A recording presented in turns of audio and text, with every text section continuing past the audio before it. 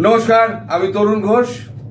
2024-এ বাংলাদেশে July August যদি না আসতো আর আমি যদি এই ঘটনা প্রত্যক্ষদর্শী না হতাম, তাহলে পরে দর্শক আমি অনেক কিছু থেকে বঞ্চিত হয়ে থাকতাম। মানে পৃথিবীর অনেক অজানা কথা আমার চোখের সামনে চলে এলো। কত অদ্ভুত ঘটনা ঘটতে পারে, কে কত চোখের পাতা উল্টে ফেলতে পারে, কে কত পাল্টি খেতে পারে, কে কত বড় ধোঁকাবাজ, কে কত বড় চিটিংবাজ, কে কত বড় অপদার্থ, কে কত বড় হচ্ছে মানে বিশেষণের যদি আপনি ব্যাখ্যা খোঁজেন, বাংলাদেশে 2024 না এলে পরে আমরা কেউ জানতে পারতাম না। আপনারাও আমার সঙ্গে একমত হবেন যে আপনারাও এই চরিত্রগুলোকে চিনতে পারতেন না। সে আপনি মোহাম্মদ ইউনূসের কথা বলুন, আমাদের অধ্যাপকের কথা বলুন, এই নব্য রাজনৈতিক যে চ্যাংড়াগুলো হয়েছে তাদের কথা বলুন, এই উপদেষ্টা যারা আছে, রিজওয়ানা থেকে আরম্ভ করে যারা আছেন, তাদের এই সুন্দর সুন্দর চেহারা ফেয়ারা নিয়ে যে সমস্ত কেলোর কীর্তি করে বেড়ান, সেগুলো তো এই চেহারাগুলো উন্মোচন হলো। এখন আপনারা তো সব নিজের দেশের লোককেই চিনতে পারছেন।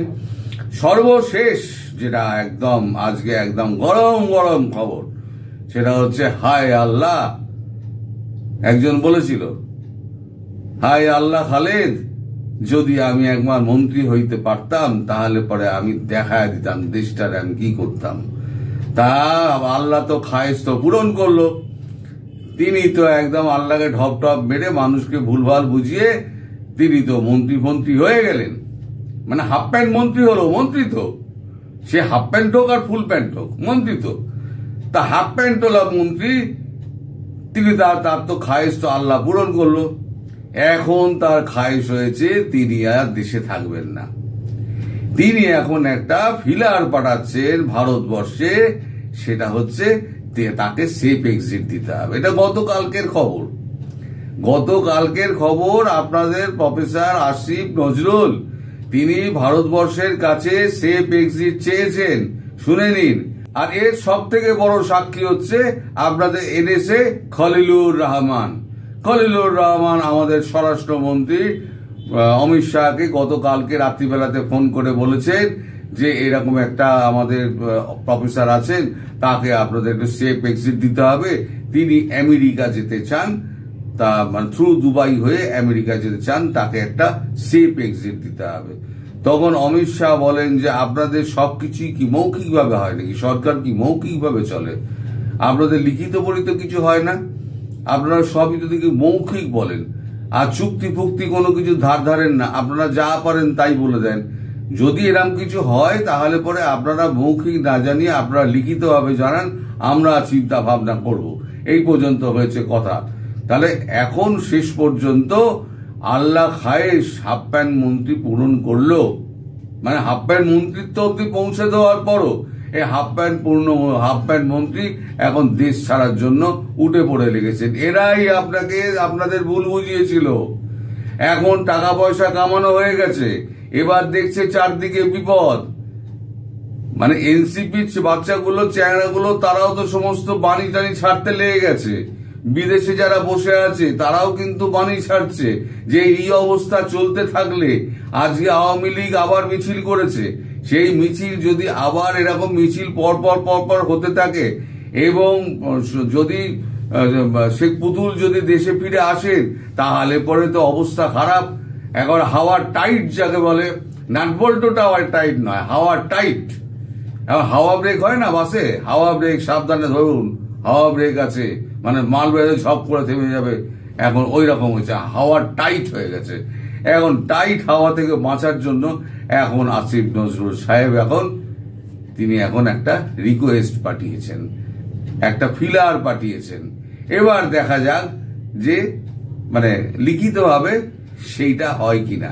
কারণ ডক্টর ইউনূসের বেলাতেও যখন বলা হয়েছিল আপনারা লিখিত প্রপোজাল পাঠান, ডক্টর ইউনূস কিন্তু লিখিত প্রপোজাল পাঠাননি। কারণ সেটা ডকুমেন্টেড হয়ে যাবে। ডকুমেন্ট ওনারা রাখবেন না, ওনারা সব মৌখিকভাবে কাজকর্ম করবেন। কিন্তু ভারতবর্ষ তো মৌখিকভাবে কিছু করবে না। ভারতবর্ষ সমস্ত কিছু লিখিত পরিত করে এবং এগ্রিমেন্টের মতো করে। এই যে আপনারা এত কিছু বলতেন না শেখ হাসিনা সম্পর্কে, যে পুরো ভারতবর্ষের কাছে নিজের দেশটা বিকিয়ে দিয়েছে বাংলাদেশকে, আলটিমেটলি দেখা গেল উনি তো বিকননি, ভারতবর্ষ উল্টে দিয়ে রেখে দিয়েছে। একেবারে পাইপলাইন সমেত ডিজেল পর্যন্ত চলে যেত আপনাদের দেশে, সেই ব্যবস্থা করে দিয়েছিলেন, ট্রান্সশিপমেন্টের ব্যবস্থা করে দিয়েছেন, কি করেননি আপনাদের জন্য। আর আপনারা সেই মহিলাকে আপনারা অপদস্থ করে আপনারা বদনাম দিয়ে দেশ থেকে তাড়িয়ে দিলেন। দেশের মানুষ কি আজকে বুঝতে পারছেন না? তারা সব বুঝতে পারছেন। এই যে আওয়ামী লীগের মিছিলগুলো একে একে একে একে বেরোচ্ছে, আপনারা আমি বলিনি অনেকদিন আগে থেকে বলেছিলাম আওয়ামী লীগের মিছিল বেরোবে, রাস্তা থেকে লোক দেখবেন ওদের মিছিলে যোগ দেবে, এরপরে কি হবে, এরপরে আওয়ামী লীগের লোকেদের ঘর থেকে টেনে টেনে মানুষ বার করবে, বার করে নিয়ে তারা বলবে চলো মিছিলে চলো, আমরা তোমাদের সঙ্গে আছি। এই তো হবে। তো আটকাতে পারবেন? আটকাতে পারবেন না। আটকাতে পারবেন না জেনেই আপনারা এখন ভয় পাচ্ছেন। আপনার বিদেশি বন্ধু যারা ইউটিউবার রয়েছে তারাও ভয় পাচ্ছে, তারাও নানান রকম বিবৃতি দিচ্ছে, আর আপনারাও ভয়েতে এখন পালাবার জন্য ছটপট ছটপট ছটপট ছটপট করছেন। জামাতের সঙ্গে গন্ডগোল, বিএনপির সঙ্গে গন্ডগোল, এনসিপির কথা ছেড়ে দিন, সে তো মায়ের ভোগে হয়ে গেছে, ও আল্লাহর ভোগে হয়ে গেছে, ধরে নিন। আর রইল কে? জাতীয় পার্টিকে শেষ করার জন্য আপনারা উঠে পড়ে লেগেছেন, আর আপনাদের মধ্যে কোনো একতা নেই। আর যাদের মধ্যে একতা থাকে না, যে দেশে জনগণ সরকারের পক্ষে থাকে না, সেই দেশে সরকার কিন্তু পতন অনিবার্য হবে। এই শ্রীলঙ্কায় দেখলেন না কি হলো? সরকারের সঙ্গে যদি দেশের মানুষ না থাকে তাহলে সেই সরকার টেকে না। ইন্দিরা গান্ধী এমার্জেন্সি করার পর ইন্দিরা গান্ধীর পাশ থেকে দেশের মানুষ সরে গেছিলেন।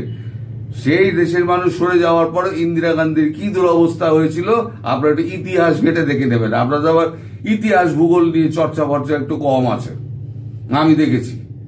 কারণ আপনারা সব ওই টিভি আর ওই ফেসবুকের মধ্যেই ঘেটে থাকেন, আর ওপর দিয়ে কি হয়েছে না হচ্ছে, বিদেশে কি হচ্ছে না হচ্ছে আপনারা খোঁজ খবরও রাখেন না, শুধু বাংলাদেশে কি হচ্ছে। আরে বাংলাদেশটা তো পৃথিবী নয়, বাংলাদেশের বাইরে একটা পৃথিবী আছে, সেই পৃথিবীটার একটা অংশ হচ্ছে বাংলাদেশ। সেই পৃথিবীতে কি হচ্ছে সেটা জানতে হবে বাংলাদেশের মানুষকে, তারা জানবেন না।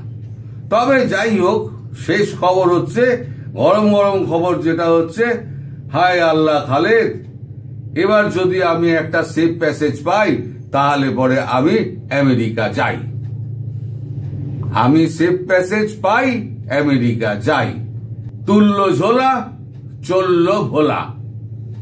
অবশেষে এই ভোলারা, আমি যা বলেছিলাম, এই ভোলারা একে একে একে একে পালাবে। এই সেই সময় এসে গেছে। আগামী 1 মাসের মধ্যে দেখবেন এই ভোলারা সব দেশ ছেড়ে পালিয়ে গেছে, একটাও থাকবে না।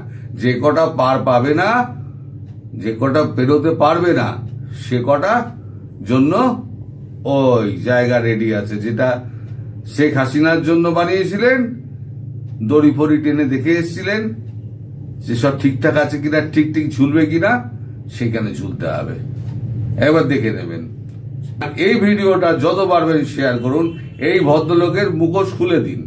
এই ভদ্রলোকের মুখোশটা খুলে দেওয়া আপনাদের দরকার, যে এরা কত বড় নেমো খারাম আপনাদের মানে এতে মানে এখন জলে ফেলে দিয়ে দেশটাকে ধ্বংস করে দিয়ে এখন নিজেরা টাকা পয়সা কামিয়ে এখন বাইরে চলে যাওয়ার ধান্দা করছে। সবাই সুস্থ থাকবেন এবং ভালো থাকবেন। ধন্যবাদ।